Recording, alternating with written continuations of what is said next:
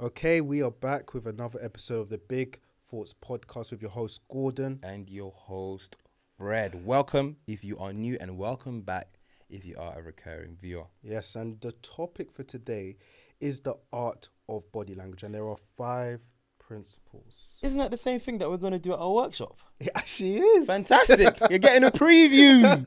You're getting a preview if this is going to be released before the workshop.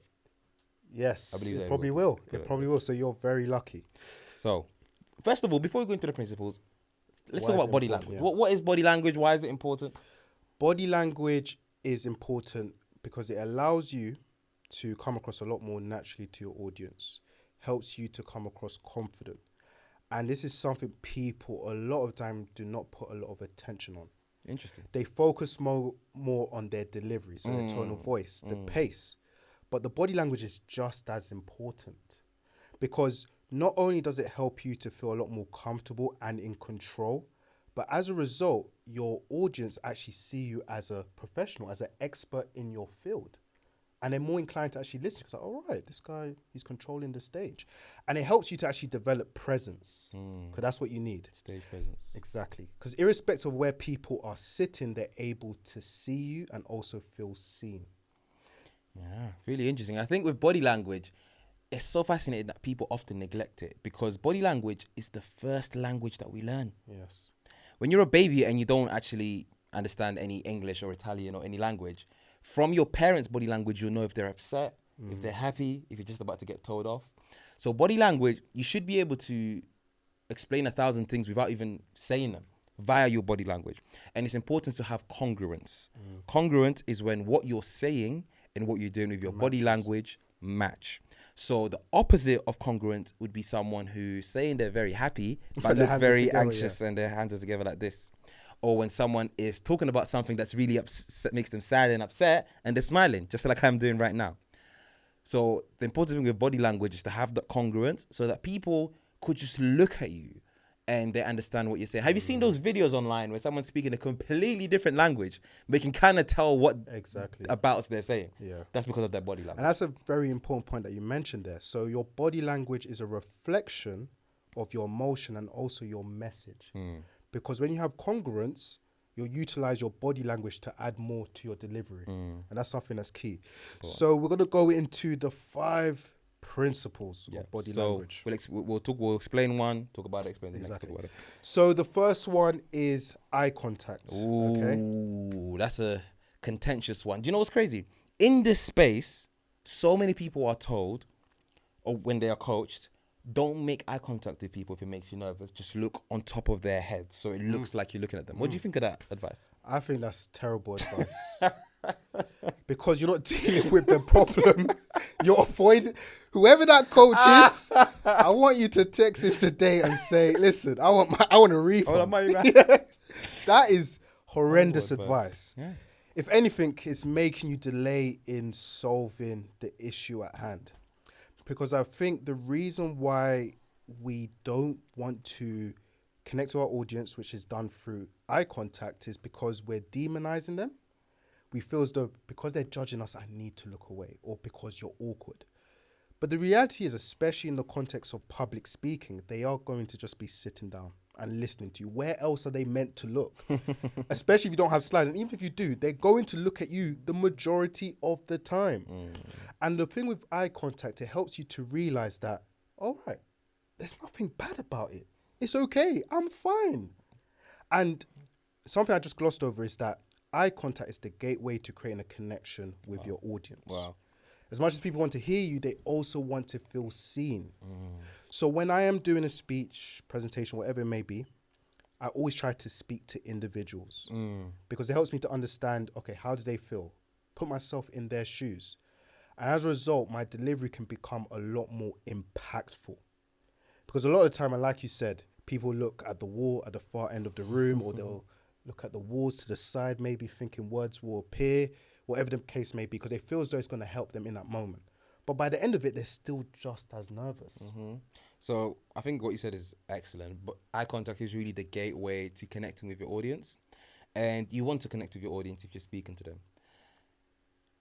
like we often say, rather than going into a speech saying, do they understand me? You have to go into a speech. Sorry, rather than going into a speech asking yourself, do they like me? You have to go into a speech saying, do they understand my message? And for you to answer that question, you have to look at them to answer honestly, do they understand my message? Yeah. And I just wanted to ask you a question. So you mentioned people in the past have got advice that if they find maintaining the eye contact is quite nerve-wracking, to look at the top of people's heads or on the wall on the far end of the room. Why is that a bad thing? Looking away from the audience. Yeah. The reason it's a bad thing is because that's how you don't connect with your audience. That's how you disengage with your Yes. audience. And as a result, people are going to find your speech less engaging. People are most likely to switch off during your speech. And at the end of the day, if you are presenting and you're speaking, it's to make an impact, or it's to inform people, or it's to entertain people. Yeah. And you will do none of the above if you don't make eye contact with them. So if people struggle with eye contact, something that they should try and do is remove the spotlight from themselves and put it onto the audience, put it onto other people. We do this interesting exercise during our programs where we get people to say absolutely nothing and stare in each other's eyes for 2 minutes. Okay. So in the first minute, we don't say anything. All you have to do is just look at this person. And of course, you're staring at a stranger. It's incredibly awkward. You don't know what you're doing. What happens after the first minute is that we introduce some questions for people to answer in their heads. And these questions are directed at the other person. So, for example, we'll ask you to ask yourself, does this person have a story to tell? How is this person feeling right now? How can I connect with this person? Does this person have anything in common with me? As a result, that voice in your head that tells you, oh my gosh, this is awkward, the volume reduces because it's no longer about you. It's about them. Initially, it's about you. So you're thinking, how do I look right now? They're looking at me. They're staring at me. This is really awkward. Then, after the introduction of the questions, it's no longer about you. It is about the other person. And it makes it so much easier to look at them in the eye and to make eye contact with them. So that's something you can do to improve your eye contact if it's something that you find awkward. So definitely the eye contact training will really help. Eye contact training, which is something that you can and will do on our programs if you join our programs or the workshops. Yeah. So what's the second principle? The second principle of body language is hands or no hands. Now, this is an interesting one. I'm a fan of hands, as I grew up in Italy and we use a lot of hands here in Italy. Very expressive. Yeah. And like Gordon always says, your hands are an extension and your arms are an extension of you, of what you're saying. So often, to even help other people understand what you're saying, using your arms is a good way to do it. Now, there is this, I'll let you talk about the influencer.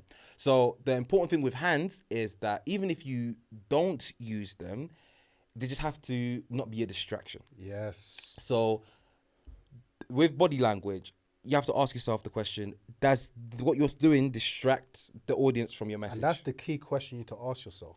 If the answer is yes, then you need to change it. If the answer is no, then it's fine. So hands, sometimes people have their hands behind their back. That is distracting the audience from your message because you just seem unsure. Like, why are your hands behind your back? If you have your hands in your pocket, people are going to be wondering, why are your hands in your pocket? They're not even focusing on what you're talking about. They're not focusing on you. Yeah. So now it's distracting. Exactly. So with hands or no hands, the number one question is this distracting audiences? Even with hands. If you're using your hands too much like this, it's distracting from your audience, right? So if it's distracting your audience, change it. If it's not, keep it. And I think that's really important. So like you said, at the forefront of your mind is your actions. Is it distracting the audience from your message? Mm-hmm. So the same way we tell you to modulate your pace and take your time, it's no different when it comes to the use of your hands. And something that we always say people should utilize, especially as part of our course, is the influence zone. So this is between your belly button and to your shoulder. And there's two ways you can utilize this. One is to extend your hands, as this is an extension of your words. And with measured movement, it helps you to feel a lot more relaxed, natural, and you're able to build momentum while you're on the stage. And another way, which is people's preference, is just to put their hands together. Because as a result, you come across a lot more in control in comparison to people that are putting their hands to their side and they're coming across uncertain. So putting your hands together or just extending your hands as such, it does really make a big difference. 100%. So that is hands or no hands. Yes. And the next one is feet or no feet. Now, I'm a big advocate for measured movement. And the reason being, especially if you're someone that every time you go on the stage, you are nervous, being in a fixed position, you're going to suffer from the spotlight effect. You're going to feel like all the eyes are on me. But with you having measured movement across the stage, it allows you to look at different people in the room. And you realize, all right, it's not that bad. And as I said before, it's easier for you to then connect as a result. Because if you're just in one position, it's hard for you to look at people on the right side, on the left side as well. And there's so much for you to think about. But with movement, naturally, you're going to look at different areas of the room. Okay? And with the movement, and to be very specific, what we don't want is for you to pace back and forth. Because this is then distracting. Yeah. People are going to ask themselves what is going on, and they're not going to even listen to what you're saying. They're just going to focus on your feet. This is something I do all the time. By taking the 3-step process and just stepping 3 steps to your right, then back to the middle, then to the left, it's a lot more controlled. It doesn't distract from your message. Then with the movement, something that we've mentioned in earlier episodes, you feel relaxed, and then it becomes easier. Yeah, Feet of No Feet is about movement. I'm a big fan of movement when it comes to public speaking. All of the best speakers that have ever existed move. However, I do understand that different people are at different levels when it comes to the public speaking. So if you are already at a good level, definitely movement is something that you should be implementing. It's something that I always implement, especially like you guys probably know, I do keynotes to around 500 people at a time, and I have to move around, right? That's something that you should do. If movement doesn't come too natural to yourself, then you can stand still and pivot. That's something that you can do. What you should do, if movement is not something that you like doing, is you should utilize what we call the play button, which is an imaginary button in front of you. So just before a speech, what you should do is take a step forward and then start talking. So you hit play and then you start talking. That way you have a little bit of movement, a forward step, intention, and you don't have to move around too much. I'm a big fan of using feet. It's something I definitely do, walk around.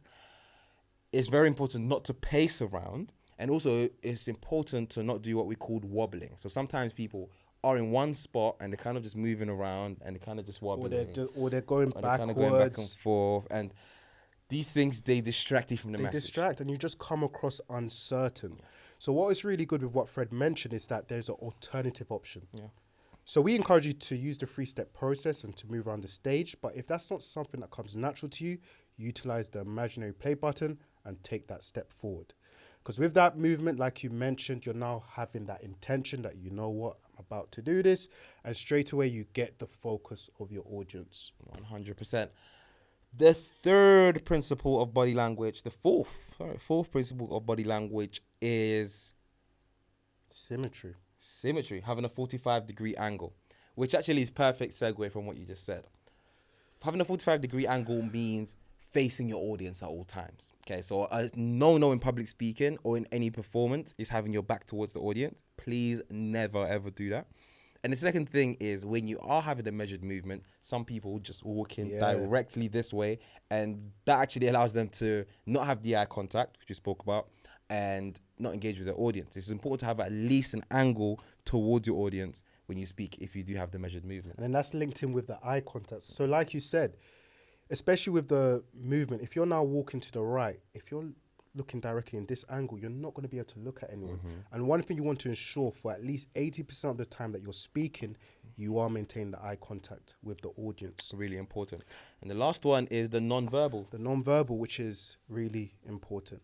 A lot of the time when we are nervous, we have a very stoic face, which is you're not showing any sort of emotion. It's a very straight face. You come across as maybe, I can't really read this person. I can't really connect as a result. And showing emotion in your face, you're simply just smiling. It makes a big difference because you come across a lot more personable. People feel comfortable as a result, and they're more likely to give you a positive response back. Because if you're going into a presentation, an interview, and you're very straight in your face and, hi, this is what I'm going to be speaking about, how do you expect them to give you a positive response? I often say you have to embody the energy that you want back. Yeah. So I go into saying, hi everyone, my name is Frederick Afrifa, and everyone's suddenly smiling at me. So they're going to actually mirror your expression. 100%. Yeah. So I go into it smiling. And of course, we have some difficult audiences where even when I'm smiling, sometimes they're a bit unsure and they won't smile. But 9 times out of 10, the same energy that you exude is the same energy that the audience will give back to. And just a question, and this is a scenario. So let's say, for example, like you said, someone implements all the tips that we've provided. They've started their speech and they're smiling. But there's 2 people in the front row and they've got a very straight face. and this has now become distracting for them. How should they approach that? The easiest thing you can do is to not look at them. Yeah. Honestly, Thank you for saying that. I was going to say the honestly, exact same the thing. easiest thing to do is to not look at them. If there is someone in the audience that's giving you a straight face, that's giving you bad vibes, that's actually making you feel a little bit, Yeah. uncomfortable, don't look Don't, at them. don't. Look at the people that are smiling at you and giving you positive Exactly. reinforcement. Glance over them and then move back to the people that are actually giving you I smiles. think that's really important. So like you said, finding that anchor that helps you to feel confident in that moment. So if you're looking at someone that's directly in front of you and they've got a very straight face and that's affecting your performance, look at someone else. I'm sure there will be someone in that audience who is smiling. You're getting that positive reinforcement. Okay, it's okay. Then at some point, try to look back at them. If they still got a straight face, okay, look at someone else. And it will happen. And it which will is a happen. Good question. But what is important is that you ensure you are looking at people. And another question, people ask, what's the appropriate amount of time I should look at people in the audience? So funny. Now, what we're not telling you to do is to look at one person for 10 seconds because they're going to think, all right, are you just speaking to me?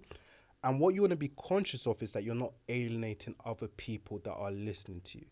So I say what's appropriate, especially when you implement the movement, is just to glance, just 2-3 seconds at other people. And at the very least, create the perception that you are looking. So just look into areas.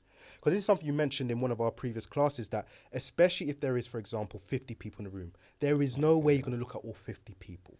So looking at specific areas, so the left side, the central, and then the right, at least people feel, so, okay, he's looking towards That direction. Yeah. So important. And yeah, that's pretty much what I was going to say. It's really important to do that. Just to look in a certain direction. And also, that's the importance of having a conversational tone, which is basically having a chat rather than presenting a talk. Because if you're in a group of 10 friends, you're going to look at everyone at some point, and you're not going to think about how much time you're looking at everyone. You're just talking to everyone. And it's the same thing with public speaking. Already, if you're asking yourself, how long should I look at someone? You're overthinking. Exactly. And the whole point is to get less in your mind, more into the gut. So don't overthink it and be instinctive. Often with all of these questions, people know the answer and you're just not doing what you know. So if you're asking yourself, how long should I look at someone? You're thinking too much about it. You just have a chat with everyone there. Everyone there. So rather than seeing them as a group, they are individuals. The forefront of your mind, how do they feel? Do they understand me? So I'm going to look at everyone. When I'm speaking to a group of friends, I'm not asking myself, okay, I've looked at this person for too long. Let me look at someone else. Clearly, I'm inside my own head. So be instinctive, be natural, okay? And it will become so much easier from there. And through practice that you can get to that point. I think the biggest public speaking hack ever is shifting the mind frame from I'm delivering this speech to I'm having a chat. I'm having a chat. And I know it sounds crazy, but try it. Makes a big difference. Try it. Just go into your next super big presentation having a chat. Number one, you're going to be yourself and you're going to be personable. Number two, you're going to make eye contact with everyone. Number three, you're going to be engaging. Because we can all have a chat, but we can't all present and deliver these public speeches. And even with what we're saying and saying that for you to have a chat and have a conversational tone, again, of course, it's dependent on the audience. And we're not telling you not to be professional. Of course, be professional. Have the right etiquette. Use the right appropriate language, but still approach it as a conversation with individuals. Because too much of the time, people are saying, oh, I'm speaking to a senior audience. How should I approach this? Just be yourself. And why do we think that sometimes we think that these things are binary. So it's either I'm having a chat and I'm super not formal, or I'm super formal when I'm doing a presentation. But things aren't binary. Yeah. So you can still be incredibly professional, use the jargon that you need to use, and also be conversational. 100%. It's about finding the right balance. And that's the thing, finding the right balance. And if you're unsure, asking for honest feedback. It's something I do all the time. When I do presentation, I always ask people, okay, how did you find it? Was it good? Is there things I should work on? And by having that feedback loop, I actually understand what I need to get better at. So if for you feel as though I want to try implement this and use a conversational tone, but I'm not sure how it'll come across, try it and see what feedback you get. And I can assure you it will be confident. 100%. And it'll be positive. It'll be positive, 100%. And often on social media, we get people in the comments asking us, how can they improve in their anxiety and improve their public speaking? Guys, we say this all the time, but the only way to get better at public speaking is doing the public speaking. There's no other way. So we've given you all the tips on the 5 principles of body language. Now you have the information, and now it's time for implementation. So it's time that you come to one of our accelerator workshops and you put these things into practice. In fact, the next accelerator workshop, the theme is going to be body language. Yeah. So you're going to be working on all 5 principles of body language And plus, how to be a confident speaker. and how to be a confident speaker. So you're going to reinforce the learning and you're going to implement it. Our workshops aren't a place where you get thrown in the deep end to just speak in front of 30, 40 people. We have lots of little exercises that you do in pairs and smaller groups so that you can get the understanding. And if you want to take yourself fully out of your comfort zone, then you'll get opportunity to speak in front of a group as well. And because we were once in your shoes, we have built these workshops in a way that you're making those slow progress in the right direction. So as you mentioned, you start with a 1-to-1. Then we go into smaller groups. Then we go bigger. And then once you are ready, you can now come onto the stage. So you can be rest assured that we will support you on this journey. I honestly believe that Believe in Greatness have the best public speaking workshops around. So if you want to improve your public speaking, if you want to get some public speaking practice, if you feel incredibly anxious and it stops you from being the best version of yourself when speaking, please come to our next Believe in Greatness public speaking accelerator workshop so we can help you improve. I thank you guys for listening Don't forget to believe in greatness. Take care.